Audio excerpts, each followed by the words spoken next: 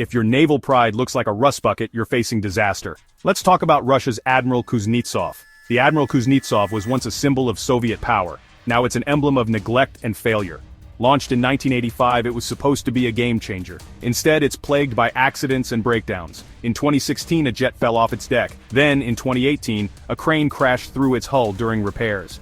And let's not forget the time it belched black smoke, becoming a global meme. Why the downfall? Poor funding, outdated tech, and corruption. Russia's focus shifted to submarines and missiles. The Kuznetsov was left to rust. Now, it's docked for endless repairs, draining resources with no end in sight. A symbol of what could have been but never was. Stay tuned for more military blunders and triumphs.